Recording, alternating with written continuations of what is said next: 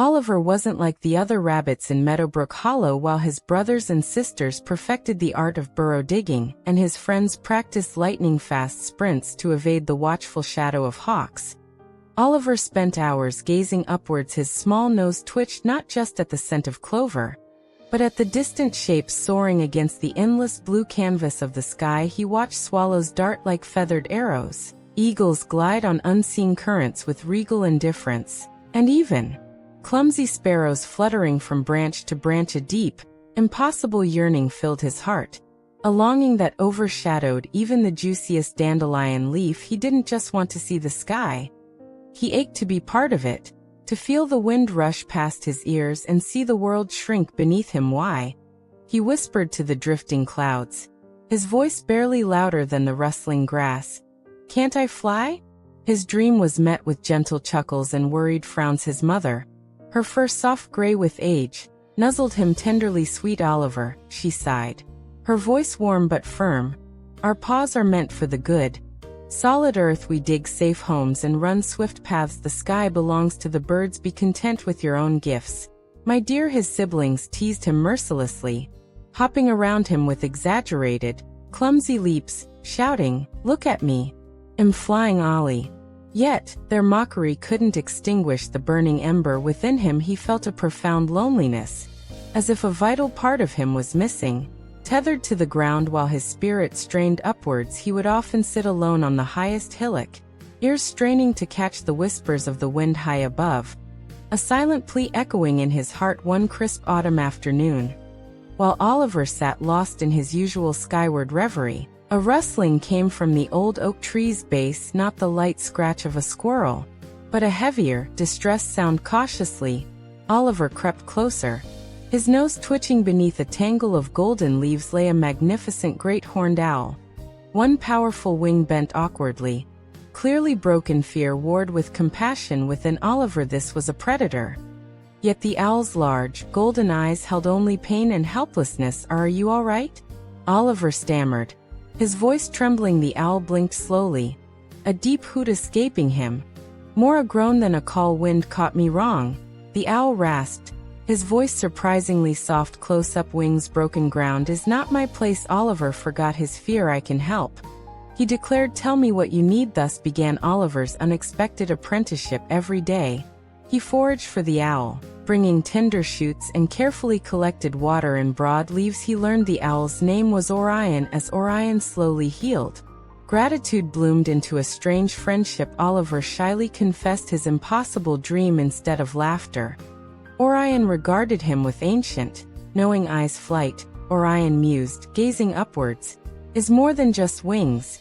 Young rabbit, it is understanding the wind, the currents, the lift. It is feeling the air, not just moving through it. Orion, grounded but wise, began to teach Oliver what he could. He taught him to read the clouds, to feel the subtle shifts in the breeze on his fur, to understand how thermals rose from sun-warmed rocks. Feel the air supporting you, Orion would instruct as Oliver stood on a high rock, eyes closed, focusing intensely on the sensation against his whiskers and ears, imagining it lifting him. Oliver practiced with fierce dedication. He climbed higher hills, seeking stronger winds. He leapt from boulders, stretching his body out, trying to mimic the form of a gliding bird. His little legs tucked tight, his ears laid back. He felt moments of exhilarating lightness, brief suspensions in the air that made his heart leap. But always, inevitably, gravity reclaimed him. He'd tumble onto soft grass or moss, unhurt but disheartened. The fleeting sensation of almost flight only deepened the sting of landing. Doubts, like cold tendrils, began to creep in. Was Orion, despite his kindness, simply humoring him? Was his dream truly nothing more than a foolish rabbit's fantasy? He watched Orion flex his healing wing, knowing the owl's true flight would soon resume, leaving him utterly earthbound. Once more the day Orion finally tested his mended wing, stretching it wide with a powerful snap, was bittersweet. He soared in a tight, joyful circle above the meadow, a majestic sight that filled Oliver with awe and a sharp pang of loss. Orion landed gracefully beside him. Thank you, little friend, the owl said, his voice resonant again. You saved my life. Remember the lessons. Feel the wind. Trust the air. True flight begins not just in the wing, but in the spirit. With a powerful downbeat, Orion lifted off, climbing higher and higher until he was a dark speck against the sun. And then gone. Oliver stood alone, the vast, empty sky suddenly feeling colder, more distant than ever. The familiar ache of impossibility settled heavily upon him. Weeks passed. Autumn deepened, painting the woods in fiery hues. Oliver tried to return to normal rabbit life, but the sky still called. One chilly evening, a desperate cry shattered the dusk. A tiny field mouse, Pipkin, was trapped on a flat rock midstream as a sudden surge of rainwater swelled the creek into a dangerous torrent. Panic flared in Pipkin's eyes. The swirling water was rising fast, threatening to sweep him away without thought. Propelled by pure instinct, Oliver bounded towards the bank. The water roared.